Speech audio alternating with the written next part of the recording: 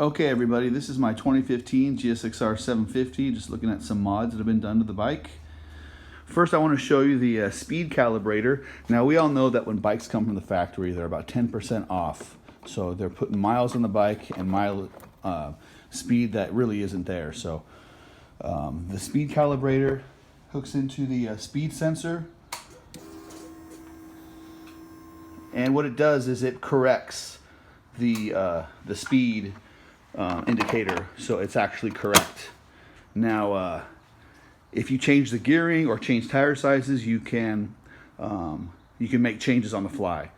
So you can calibrate it with the GPS and then set the percentage that the error's on to make the speedometer read accurately. So whether you change the gearing or not, any bike you buy is not going to give you accurate speed, and you're going to end up having more mileage put on the bike than you actually did. So if you care about things like resale value, it's a great thing to have. For me, it's not about that. It's about if I change the gearing, I want it to read accurately. So I think it's a great mod, and I'd recommend it to anybody. Okay, so this is a Suzuki part. They are kind of expensive, but I find the Chinese knockoffs, just quality's not there. And it looks great. I haven't taken off the rear pegs because I like taking a passenger once in a while. Pop the seat back on and you're ready to rock. Another mod that I really like is, this is also a Suzuki part. This right here, the chain guard. It's made of aluminum.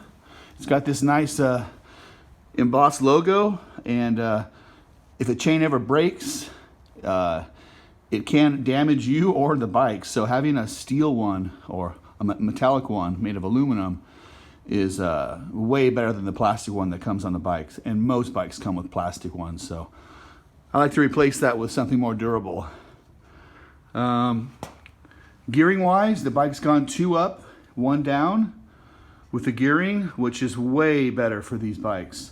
I recommend that to anybody, no matter what kind of riding you do, unless you're just strictly riding freeways. The gears are, the sprockets are made by Superlight. I also have the black bolts, which look a lot nicer. The chain is the X-Ring DID 525 chain.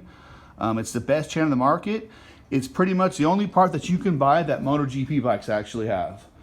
So DID is the best. They have the highest tensile strength, and they're just going to last longer and save you money down the road. Also, we have the Yoshimura axle blocks.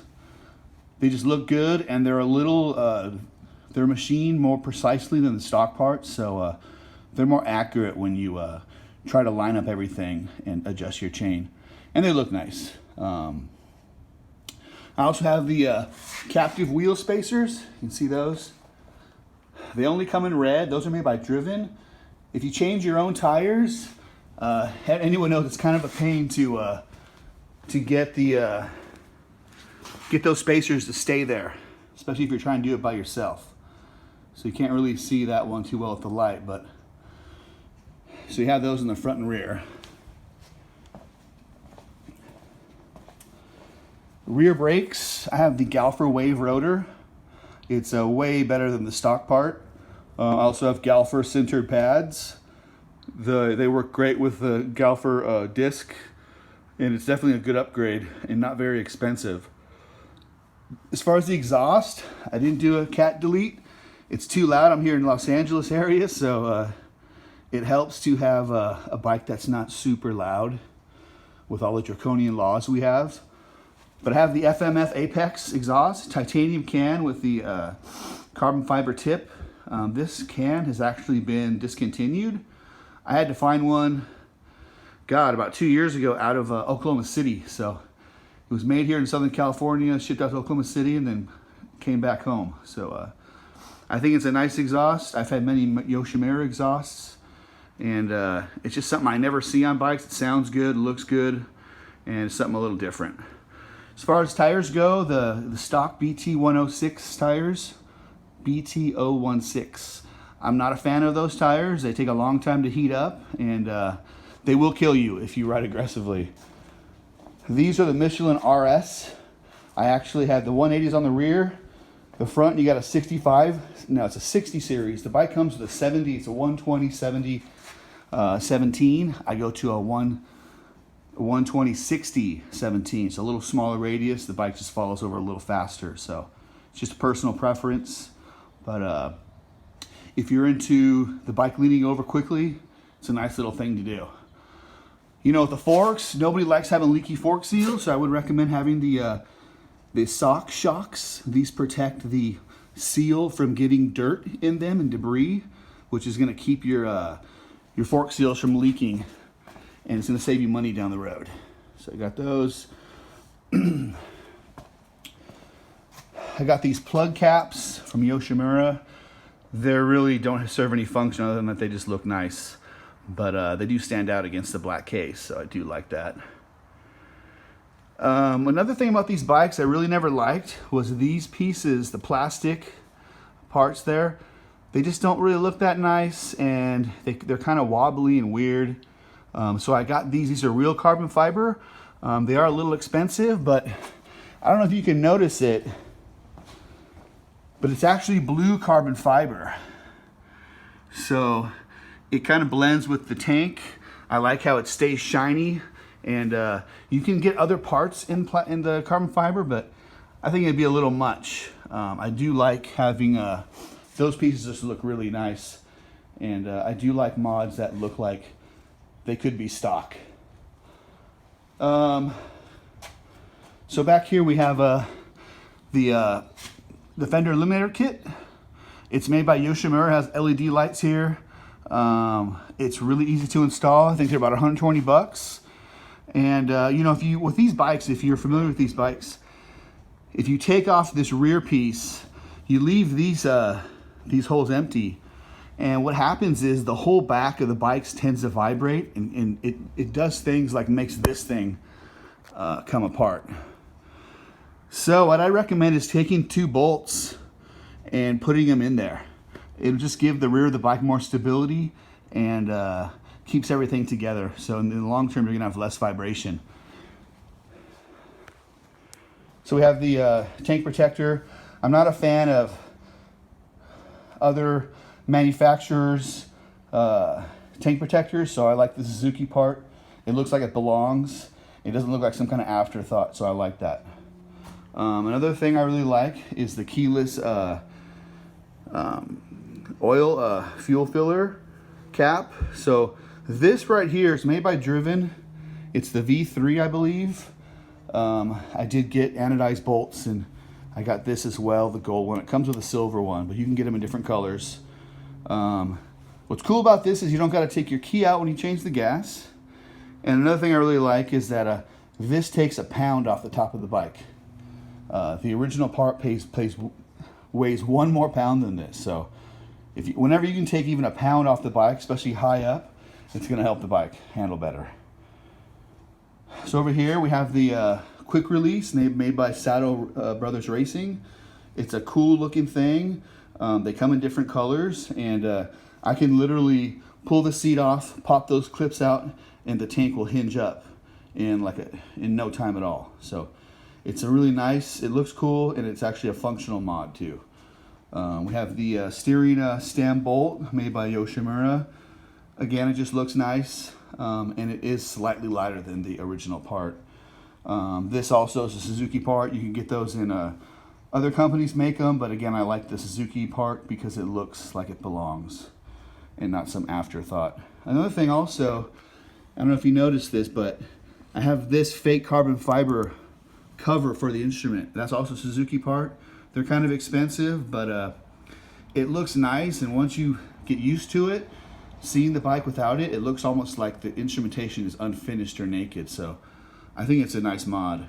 Another thing that is kind of interesting, I don't know if you can see with the light here, but Motion Pro makes this part, and what it does is it separates the throttle cables. If you ever have a bike that's old or you put a lot of miles on it, you'll notice that they'll rub against each other, the 2 throttle cables, and they'll actually start to oxidize and turn to like a whitish powder.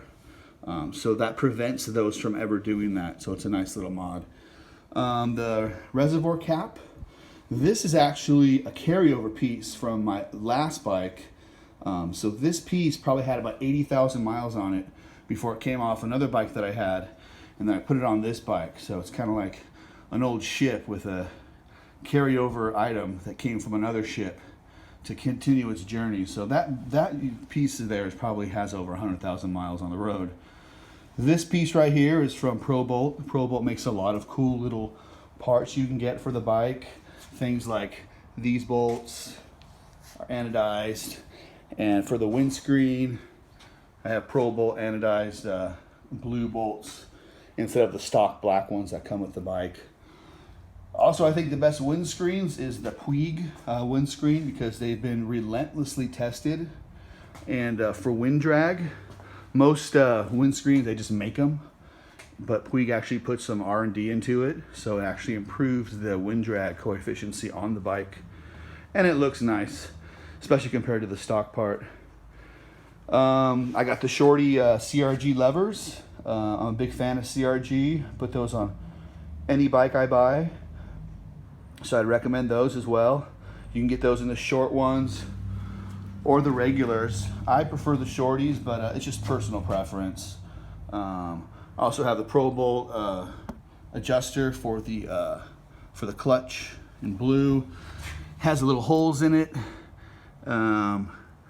It's just a nice looking little bit, you know, so just kind of for fun, really. Another mod that I would really recommend is the weighted bar ends. People talk about vibration. One of the things that I find with these bikes is third gear, the harmonic vibrations you get are really a lot once you get over about 10,000 RPMs. These bar end weights are billet, they're not painted, so they don't wear off when your gloves start to wear through the paint. They're made by Motivations. They are kind of expensive, they're about 80 bucks, but they weigh 70 grams a piece. They're the heaviest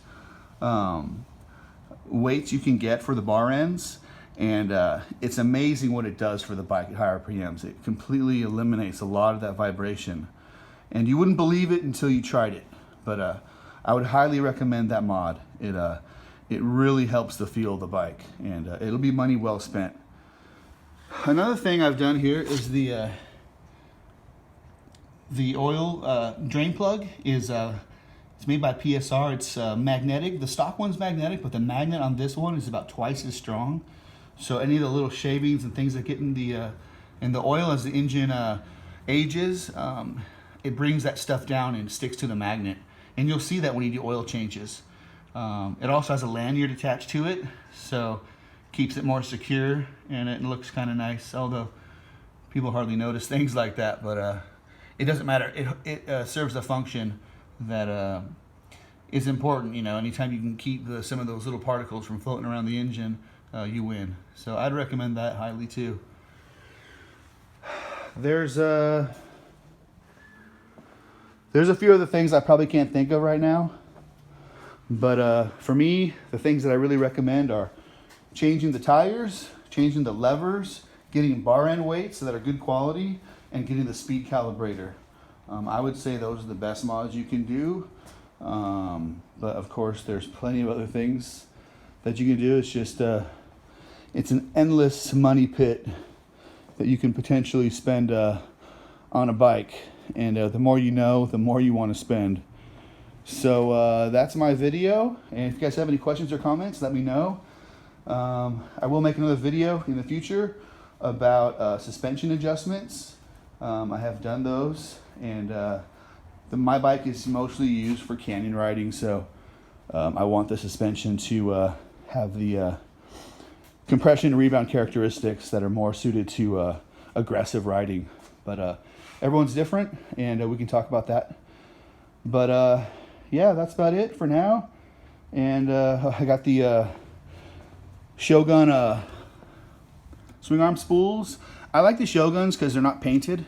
I've had ones on other bikes that are anodized or painted black, and after a while they start looking pretty messy. These will never really scratch or anything, so you barely notice them. They kind of blend in, and I like that. I like mods that look like they either should have been that way, like they were meant to be that way, they're stock when they're not, or they're so subtle and they look so good that you barely even notice them. And only someone with a keen eye is going to catch those things. And I like that kind of modification. But I'm more of a function over form guy, but I want things to look good as well. So you try to find things that do both. Anyways, that's my video. Thanks for watching, and we'll catch you later.